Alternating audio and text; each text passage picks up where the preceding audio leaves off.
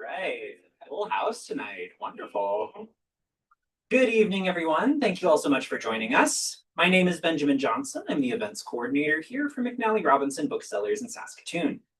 This event is being held on Treaty 6 territory, which is the land of the Cree, Saulteaux, Dene, Dakota, Lakota, and Nakota, and the homeland of the Métis Nation.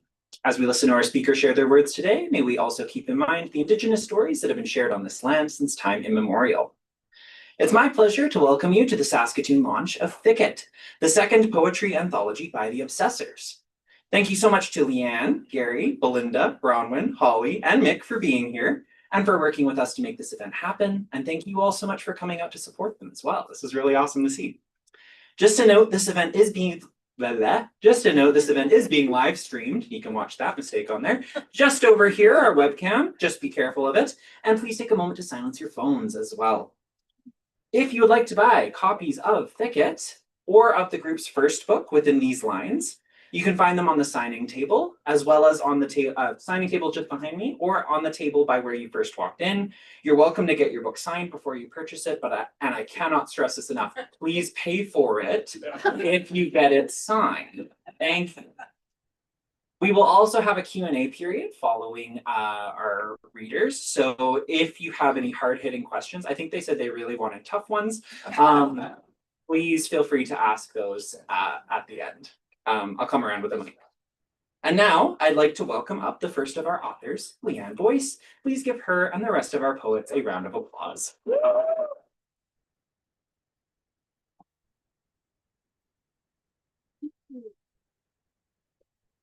Thank you for the welcome, Benjamin. We have been a group for almost 20 years. For our second anthology, we wanted to continue to collaborate and to include our late member Cindy's poems throughout. Tonight, each of us will read a selection of our poems, 2 of Cindy's, and a ranga, which we all contributed to. So I'd like to introduce Gary to start us all off.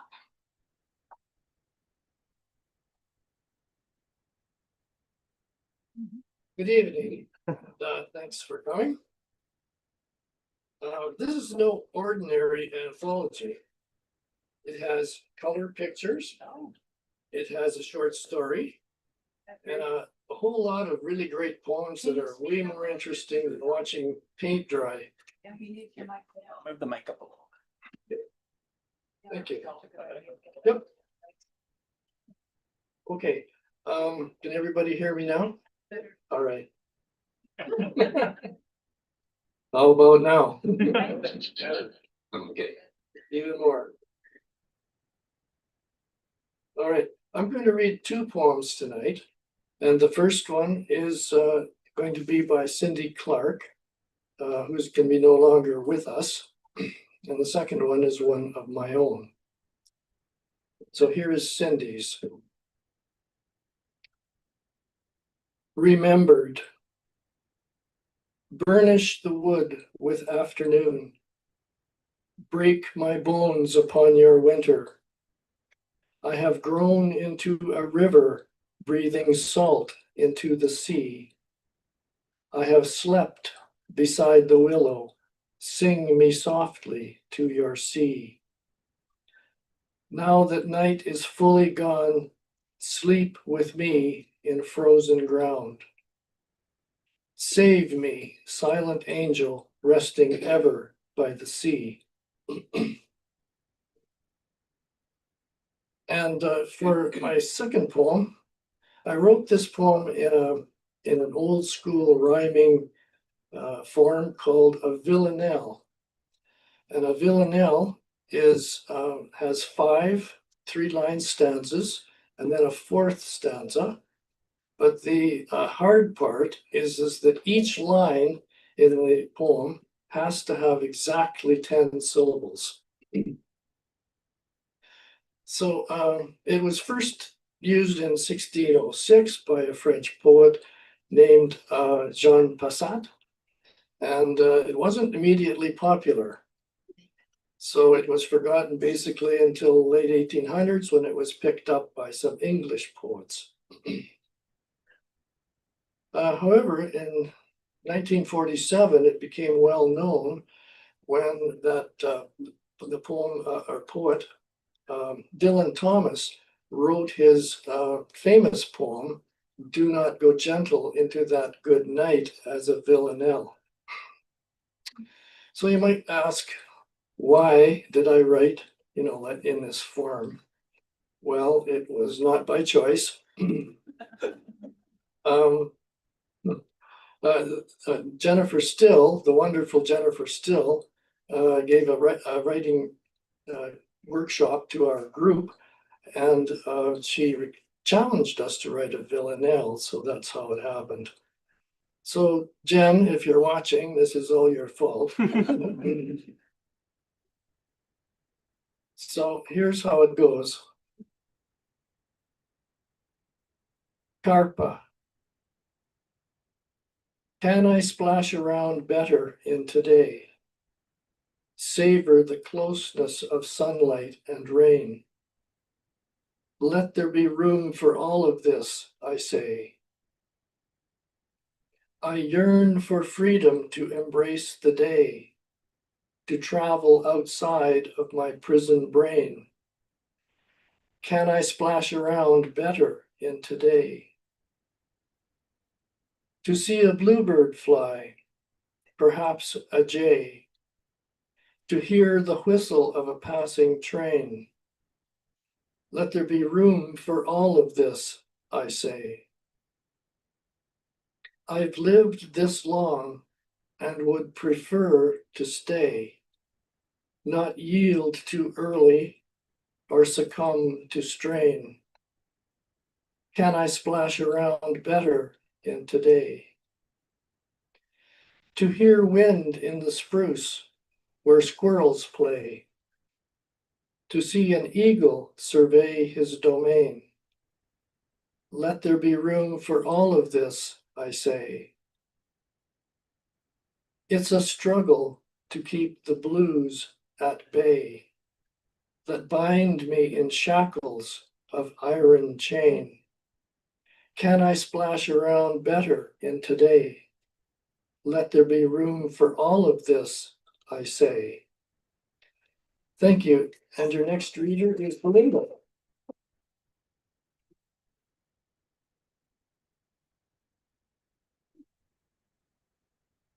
Thank you, Gary. Thank you to everyone being here, and special thanks to Brian for your support for our work.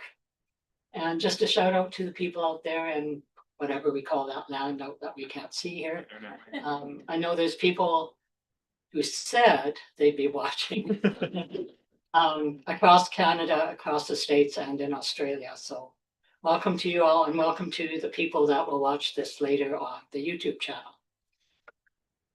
I'm going to read 3 poems. This first one is called Knife Safety, and it's in 2 voices. So the first part of each very short stanza is a piece of advice, and then my response to that advice. Knife Safety. A falling knife has no handle. Remember that with your hands behind your back. The only safe knife is a sharp one. Dull ones are hard to manage. Same with people.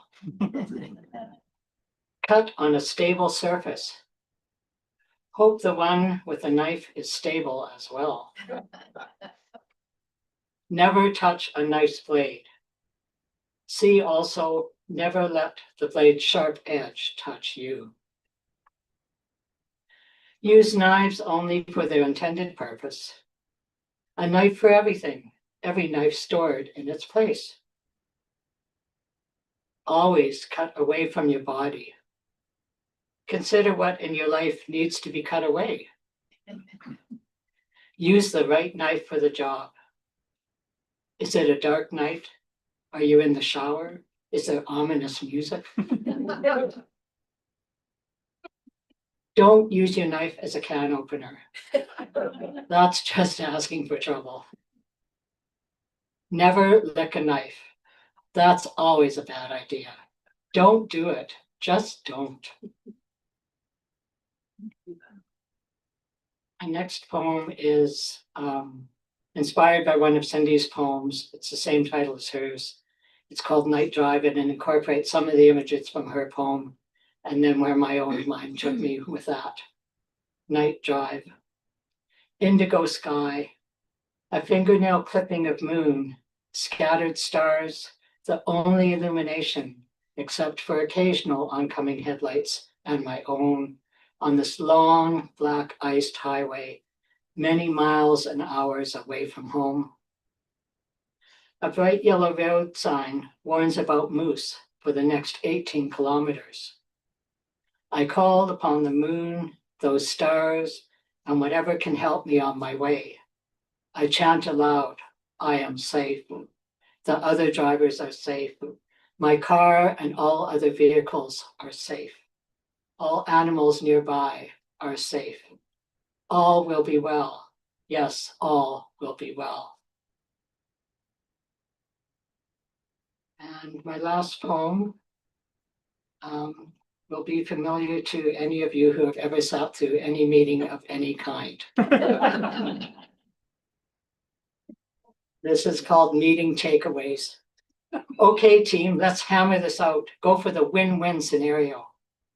Rather than pick the low-hanging fruit, let's buck the trends, do some heavy lifting, take a helicopter view of the big picture, then get your ducks in a row. Anyone want to share? Let's go, popcorn style. Great ideas, put a pin in it. That other idea? Put that in the parking lot. Circle back to it. Moving forward, push the envelope. Think outside the box. Shift the paradigm. Test the waters. Boil the ocean, not the frog. All hands on deck. Let's storyboard for capacity. Brainstorm unique concepts. It'll be a game changer. That's a wrap for now. Until next meeting, keep me in the loop. If you come up with something robust, ping me. Thank you.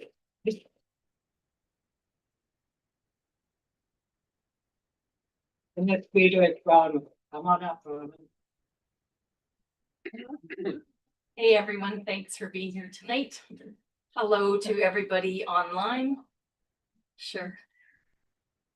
Okay, I'm going to read 3 poems for you.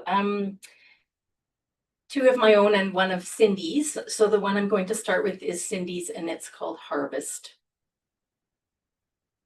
Yesterday, a hard frost killed the pumpkin vines.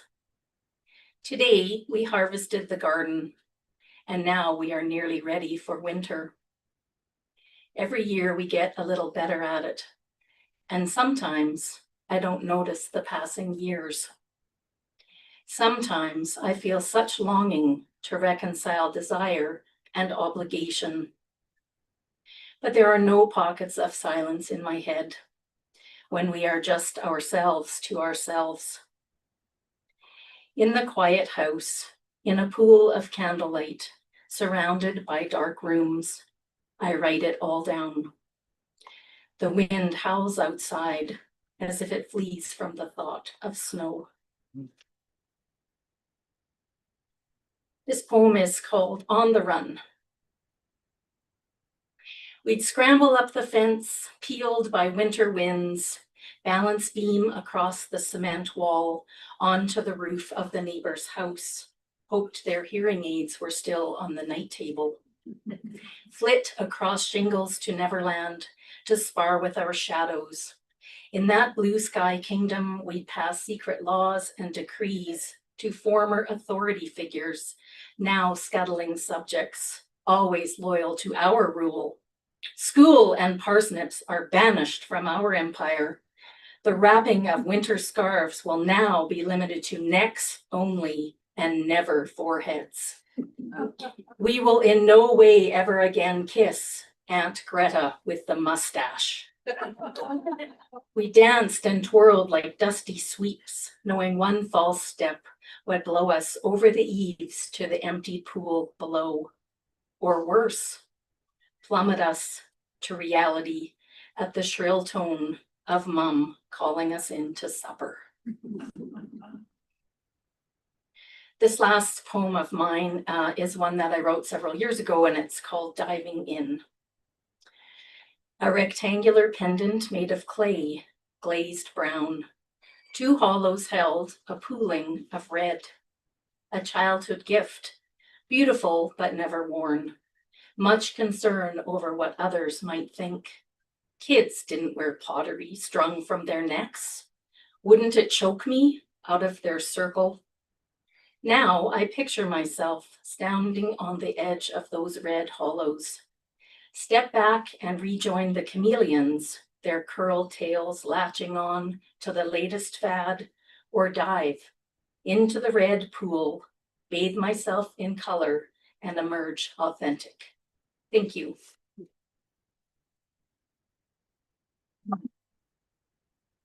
Next up we have Leanne. Hello. I'm going to read one of the collaborative poems that we all contributed to, including Cindy.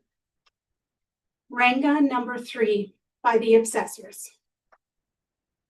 I wipe dust from the box, open it, and feel memories yawn, each a live thing now that breathes and grows beyond the past, stretching the present. All the images blur like pictures faded by sun. No one knows the truth. It doesn't matter today. I follow where they take me. Snippets of a dance the first time I loved a face, small hands held in mine. I crouch down to see their eyes. The sun obstructs my view. Out of memory, recollections weave through each picture. Within the photo album lives bloom on the pages. My mind can't settle. Too much time gone behind me, not enough ahead. Who remembers us when we're gone? Who brushes snow from the gravestone? I look different, so young.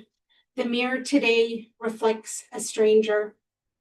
Lines etched in skin write a story more true than my recollection. 2 threads to heal, 3 to meet the past again, 4 I look ahead.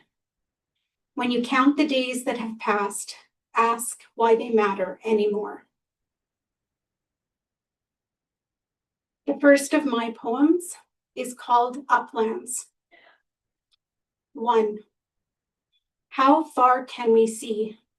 Squint our eyes to capture the end of the road that seems to never end. Bitter tar under flip-flops gives a bit. We walk, slight scent as we take each step. 2. Tiny mice scurrying across Ring Road, a feet that would curl our mother's toes. Tight jeans shimmy through the gap in the chain link fence, faces blurred. 3. We take their words, press each into hot asphalt, roll out like dough, press hearts and circles with small hands. My next poem is called Sandy Court.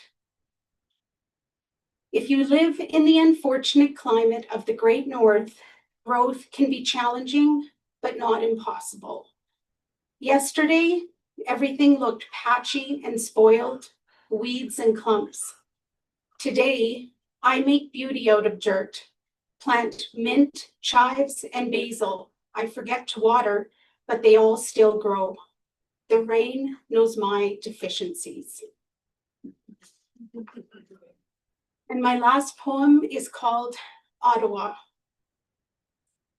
I leave art, my boot print patterned on a gray tile floor, fidgety feet amongst the echoes. Taking pictures of doorways, I wait for you to waltz through one. My mind an arboretum requiring light and oxygen. I have some thinking to do. Thank you. And now I would like to introduce Holly.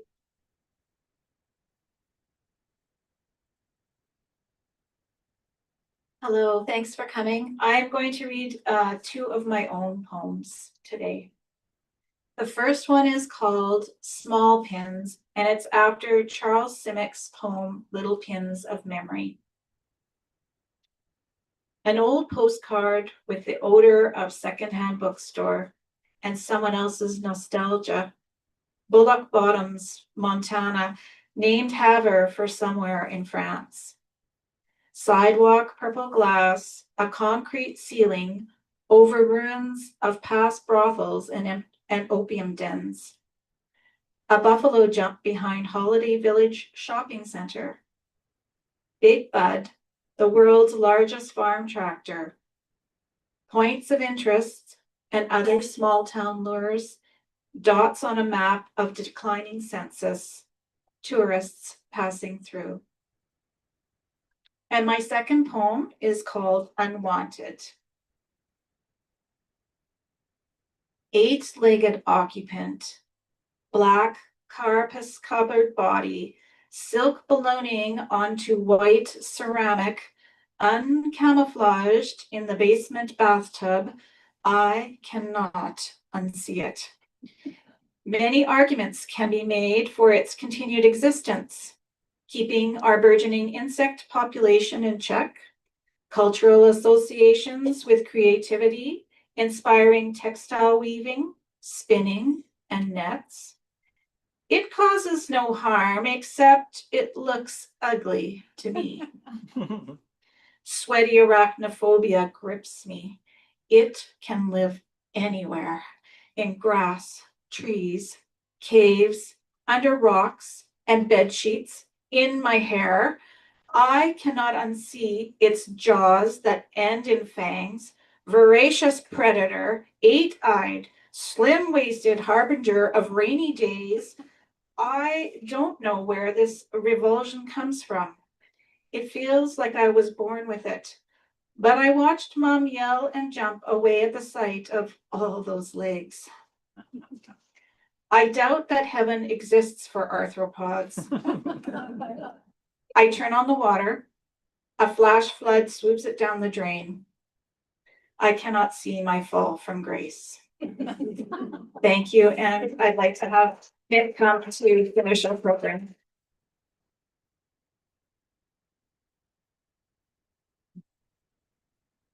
Evening all. Thanks for coming out. Wow, big crowd tonight. I'd like to acknowledge the artist who did our cover on our book, Lois Delaney is here.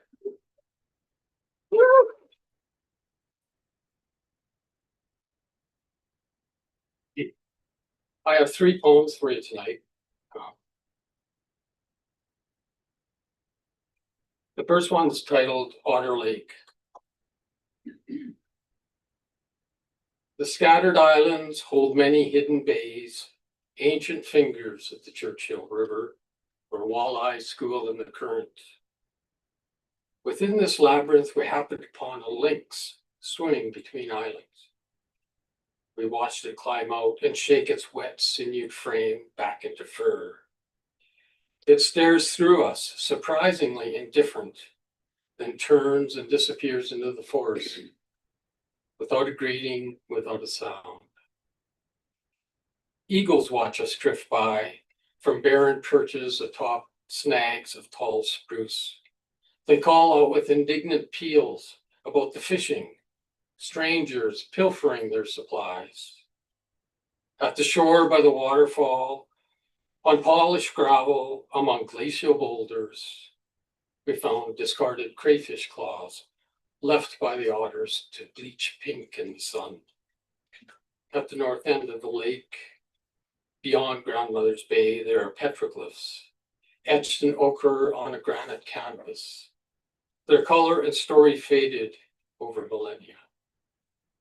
In the hills on the horizon, a ponderous plume of smoke rises, so unusual in late autumn.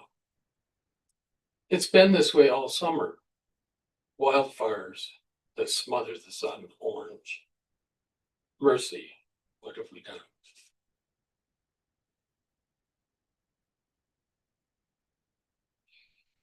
we have a little bit of fun when we're writing too. So this next poem is in the shape of a spaceship, a UFO, or in the common vernacular today, the more current vernacular, a UAP.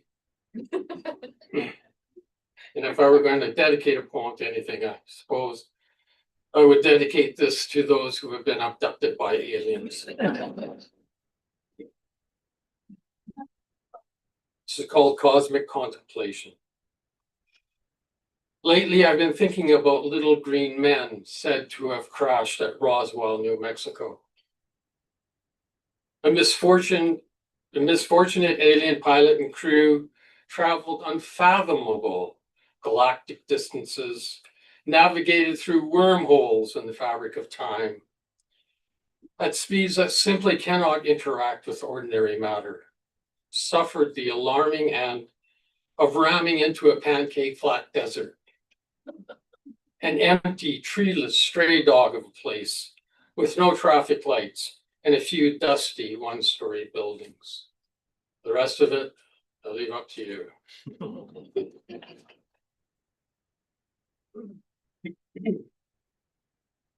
And the last poem tonight, excuse me, is called Arts and Crafts. On the pegboard in my garage is a tortured creation my son gave me in his earliest school years. It's a Father's Day gift made with enough glue to secure a bumper to a truck. There are no square edges. He cut this with his tongue out the side of his mouth in limited scissors dexterity. Roughly painted, gobbed with yellow, blue, and green. Pasted to it is something that looks like hair. Makes me think of the dark art of voodoo. It's a clipboard made with a clothespin, which I hang things on, like my heart.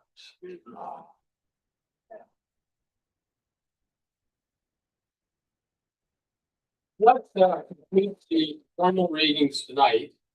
But we do have time for some questions.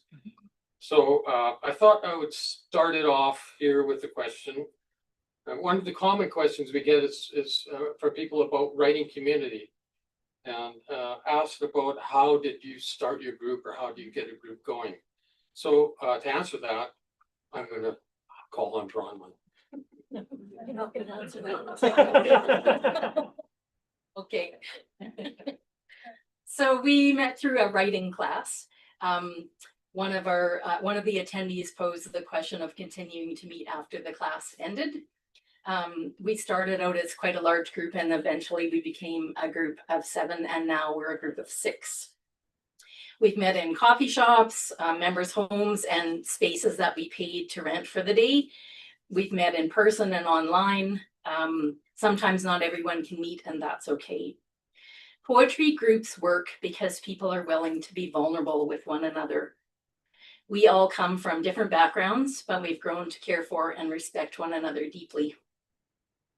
In our group, we usually start with a first thoughts exercise, a 10 to 12 minute writing prompt, which we then read aloud.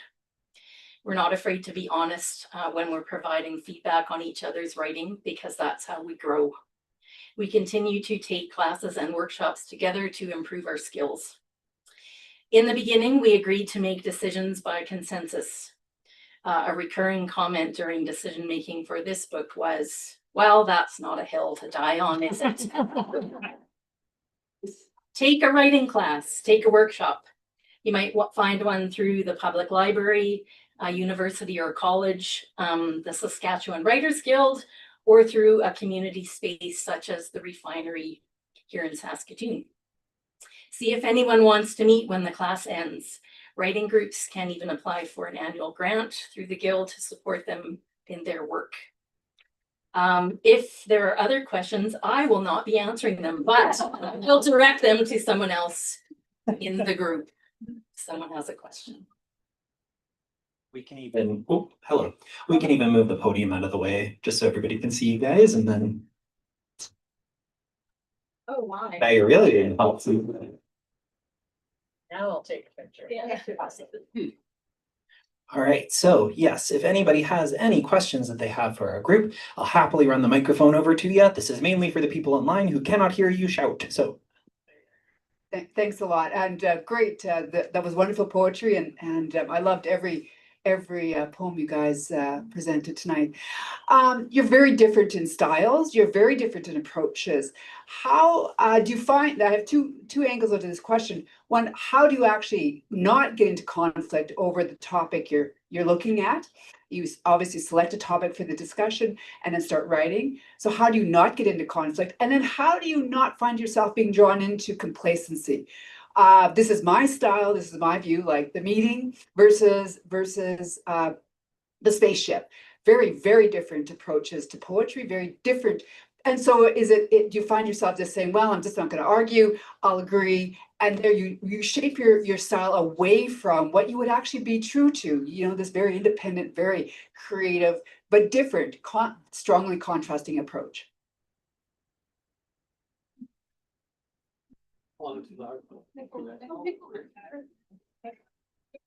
I'll give you my 2 bits worth.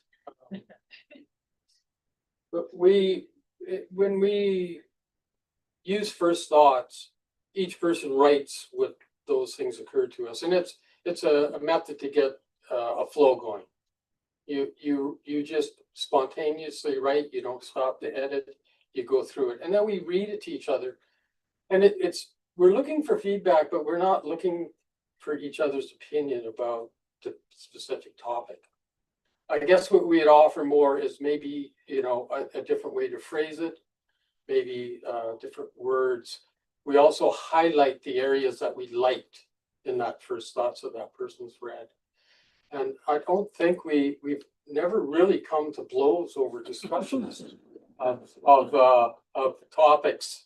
And we are a very diverse group. There's no question about it. And maybe that's why it works. Maybe that diversity is what sort of keeps it interesting.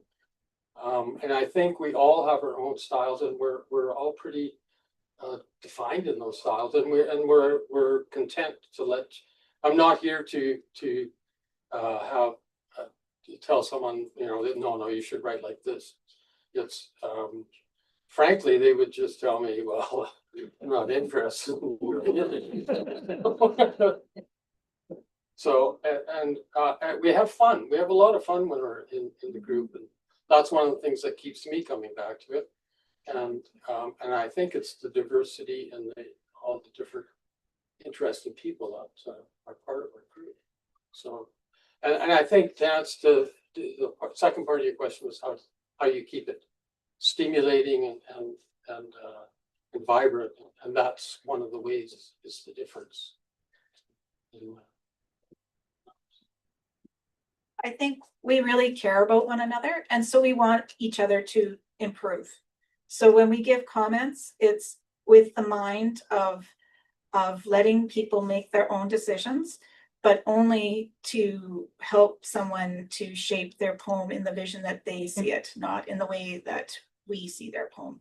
So I think we're all true to that. And one thing I always say is that we've been together almost 20 years. So how does that happen?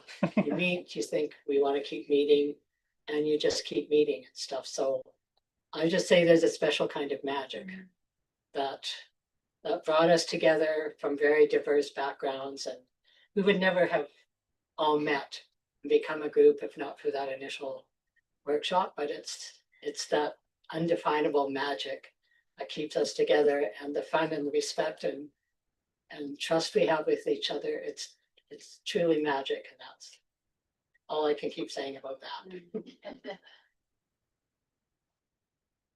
If I could add, I think it's got to do with always respect for each other. That's a big part, and we're all very unique, and you can't change that. So you have to just appreciate the uniqueness of each person and go with it. Great question and great answer as well, guys. I'm right here. I'm sorry. Thank you so much. That is so beautiful. I was surprised to laugh at poetry. That's not typically my experience. So especially thanks for that. I'm really curious about the collaborative poem. Like, could you talk a wee bit about how you worked that through? I guess I've got the mic. So the Renga was something I came across in a book of poetry I was reading. It was a group of people in the United States who wrote a Renga for Obama. And it was a collaborative process, and it traveled around the States, and it went on forever. And I was just really intrigued with that format, and that it was a way of incorporating thoughts from everybody in the group. So what we did is I charted the format, and then I picked some lines from some of Cindy's poems and kind of plugged them in. And then, in the spaces in between, which were either 2 lines or 3 lines as part of the form, then we passed that around the group. So we had start off with a couple of lines of Cindy's. The next person either had to write their 2 or 3 lines, I can't remember which. And then it went to the next person. So it actually took a long time to pass around the group, either in person or online. But that's how we built the collaboration. And then there was some of Cindy's lines in the middle and at the end of the Renga. So it was just something we wanted to do and did. And we did, I think we did a number of them, but we only chose 3 for the book.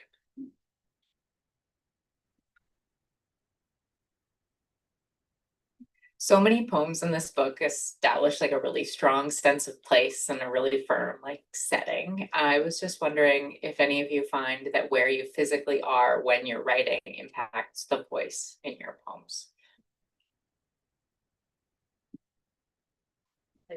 You can start for that one. The short answer to that would probably be yes.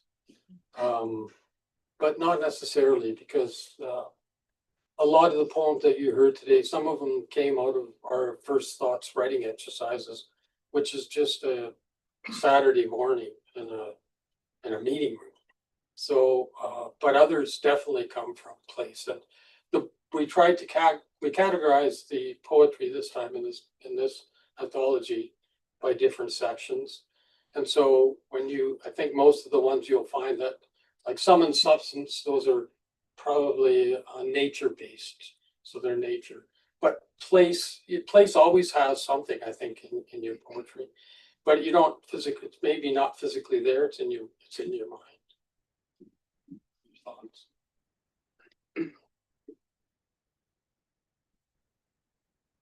For me, it doesn't matter really where I am. It's where my head is at. And that's 2 different places.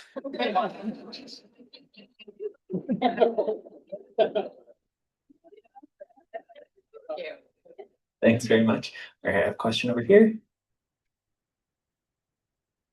Do you do exercises every time you meet, or sometimes do you just bring poems to critique? We always start with the first thoughts, and that's a prompt taken from a line of poetry, and it's not picked ahead of time. Someone just shows up with a book and asks us to say a page number, and we boom. Yeah. There are a number of exercises we've done over the years, and Belinda's brought them, and some of them are more I guess structurally tough. They're more rigorous, and others aren't. But one that is a favorite of ours is to use first thoughts, and we usually in this case use 2 or 3 first thoughts, and then you're forced to write a poem about those first thoughts. You have to write a poem. So we force ourselves. So there is some forcing going on. And then you pass it left or right, and that author, that person will rewrite it for you. And they're gifting you whatever great line they give you, because there's many great lines that each other. So, but they rewrite it for you. And so then you can take it back and you can do a third write on it. You can accept it. You get the written feedback in hand. But that's one exercise we've all generated some nice pieces out of, I think, and we've enjoyed it. But I think the key to that one is you're forced. You have to write there and then you're past the poem from the person next to you, and you have to rewrite it for them and change things, switch up the order, and then you gift it back. And then usually out of that is a third write, and then you might end up with some complete. So there are some exercises we do, and there are some routine things we do all the time. And we do also encourage when we have poems, we do bring our work to our group, and we often then bring copies. People can then either comment there, or they can take it and think about it and bring it back to us too. So we do that as well when we have things to share. Fantastic. Any other questions? Okay, great. So, do you have any favorite poets, like not necessarily famous poets, like you mentioned your friend who you've drawn inspiration from, specifically as you've sort of journeyed and developed as poets yourselves? I think because we are all so unique and different, we would all give very different answers. Yeah, and I'd love to hear that. So I go through phases. I went through a Polish phase. I love Polish poets a lot. And I like a lot of international poetry. I'm also a visual poet. I have several visual poems in the book. And so I love very modern poetry. So I know Jennifer Still is, of course, a favorite for us, and a lot of the mentors that we have for us that have helped us along the way are also people that we really enjoy their poetry. Barbara Clarke was a mentor. Linda Monahan was a mentor for us. So many, and they're in the back of the book. But I'll just pass the mic and people can say some of their favorite poets. I would say the very first poetry book that I ever bought was by Lorna Crozier when I was 17. And then my second was John V. Hicks. And then I've grown to love so many other poets. Anne Simpson. I haven't ventured as far out in the world as Holly. I kind of stick with the North American poets. Glenn Sorstad is one of my favorite authors. I love the poetry of Lorna Crozier as well. It's probably a really good idea though to branch out into something that you're maybe not as comfortable with, to gain some insight. I draw a lot of inspiration from contemporary Canadian feminist poets.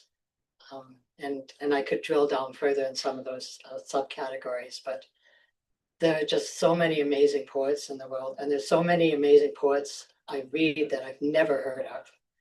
And so I get caught up in those sorts of things, and I go online and see what the library has of theirs, and I borrow everything the library has.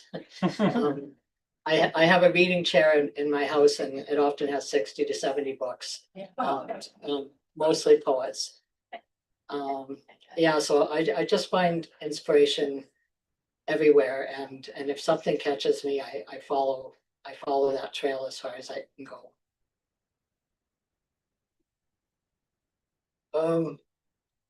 Paul Delsaver, and let's see, Leonard Cohen are two that come to mind. Yeah, Thomas Transtromer. Yeah. Okay, I can't think of any other ones right now.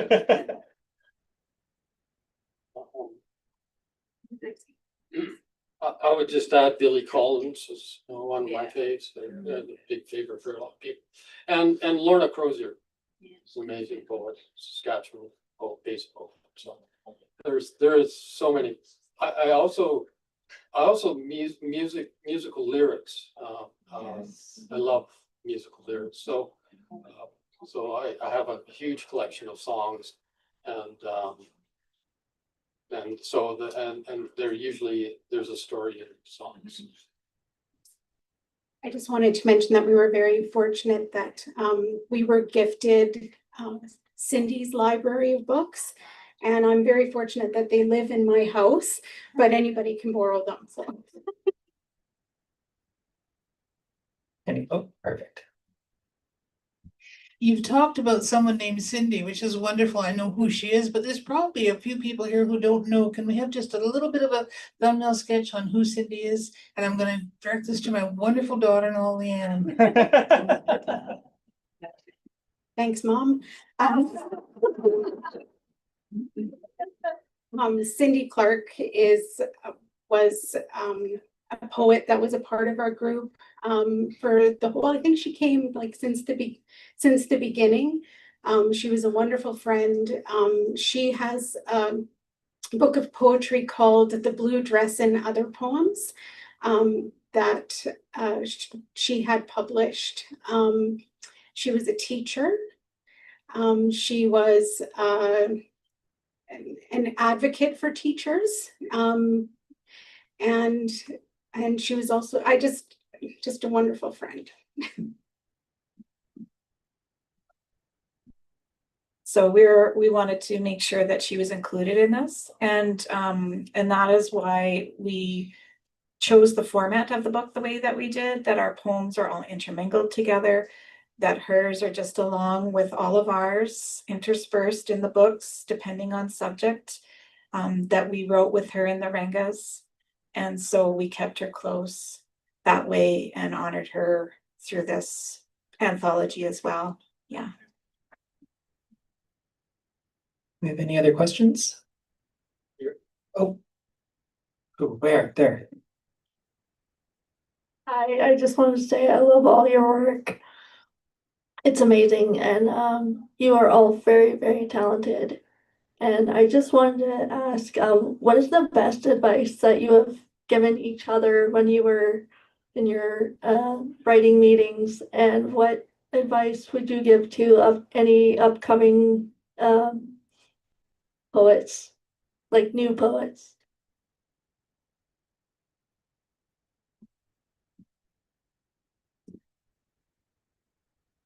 No fear, don't have fear. It's a thief of dreams, so. I don't read a lot and write a lot. We're never, as Gary always talks about, ass time in the chair, and you have to spend time in the chair writing. And it's sometimes not that easy to do, and it's hard to have a consistent practice.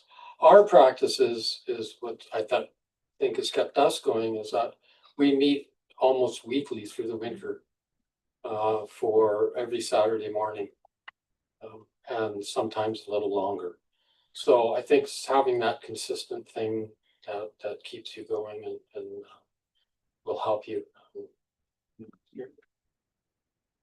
While it's on the way there, I'll just say also some of the best advice that I've gotten from, I would say everyone here is kind of like a mentor to me, has been to write as yourself with your own voice.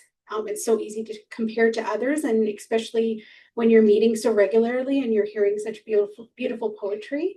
But just to write what you know best, and to write with your own thoughts.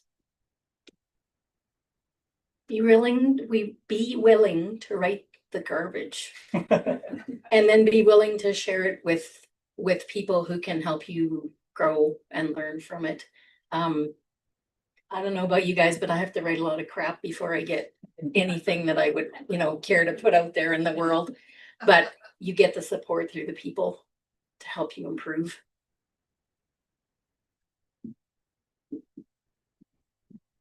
Well, Sarah, as your father, I feel a bit of an obligation to. So it's, let's see now, how do I not be fatherly? I think the key is to write totally for yourself. don't write what you think other people would like to hear. Write the way that you feel from your heart. And whether it becomes popular or not, it doesn't matter, because you're writing for you, doing something for you. And that's real.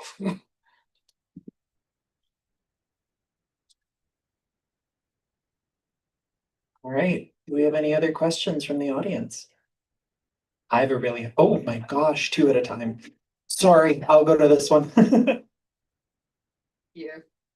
I was just wondering how dedicated you are to getting published, and if you have a sort of practice of sending poems out and that type of thing. And I know you probably all have different answers to that question, but I'd just like to get a sense of the range.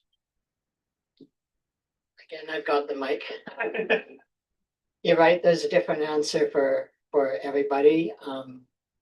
So there's some people that send out regularly and are more inclined to want to get published. I'm one of those. I really like seeing my name on a book cover, and I like having meetings. I like coming to McNally for launches. I like all of that, as well as I love the writing process and I love the editing process. And not all writers like both pieces of that. So that's an interesting thing.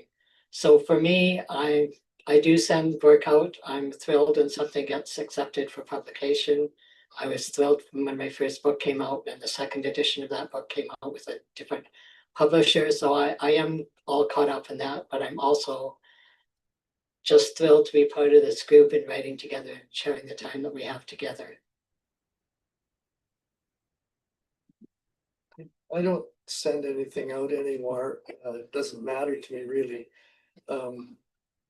I got the feeling that if you wrote a poem about somebody eating donuts and the editor was eating donuts when he first read it, that he might like your poem.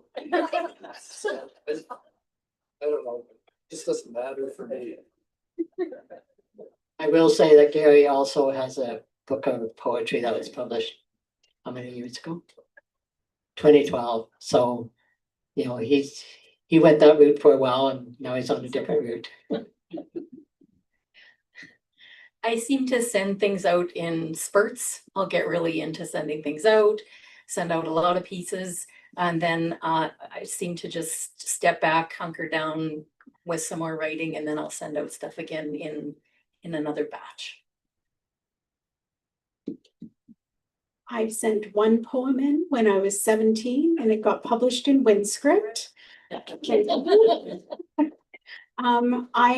My goal is to show up as many Saturdays as I can and to write with everyone here, but who knows in the future, but that's where I'm at right now.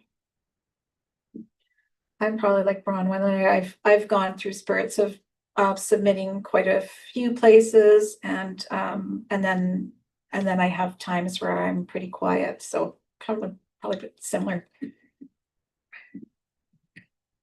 I'll never be famous.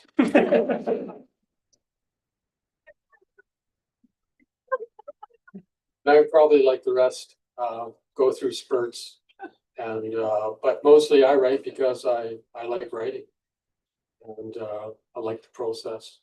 So that's my biggest motivation. That's often the best reason to write.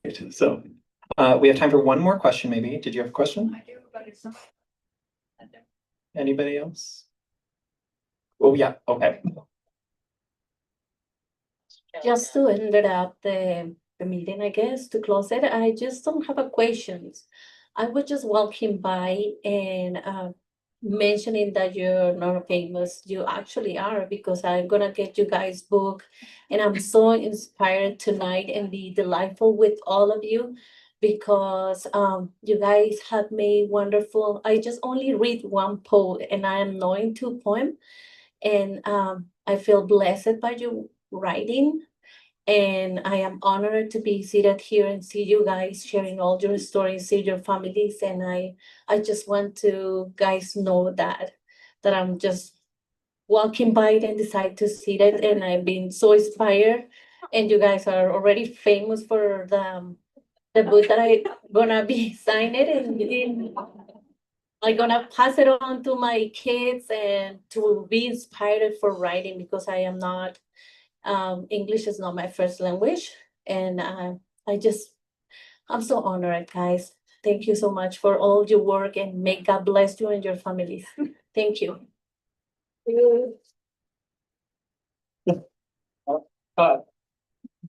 There, you've made it all worthwhile. I think that's an excellent note to end it on for the evening. So once again, thank you guys so much for being here. I think the really cool thing about a collection like this is even though your names are on the poems themselves, you're not just reading one poet when you read these poems. With a collaborative group like this, you're reading kind of everybody. And I think that's really, really neat. I will remind everybody, if you'd like to grab a copy of the book, we have some at the front over here, we have some at the back. Get it signed. It can be a little mission to get all 6 signatures on there. Yeah, that'd be great. They're already signed. They're already signed. You don't even have to. Wow. Well, in that case, just come up and say hi to our authors. I'm sure they'd love to say hello. But one final round of applause for our writers tonight. Thank you so much.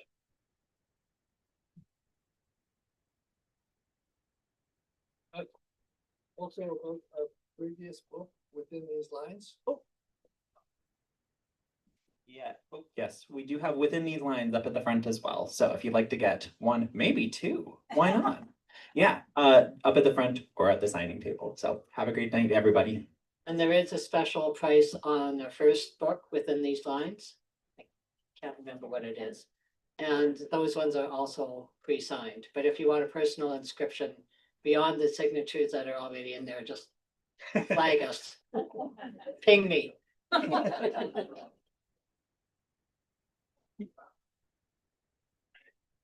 No,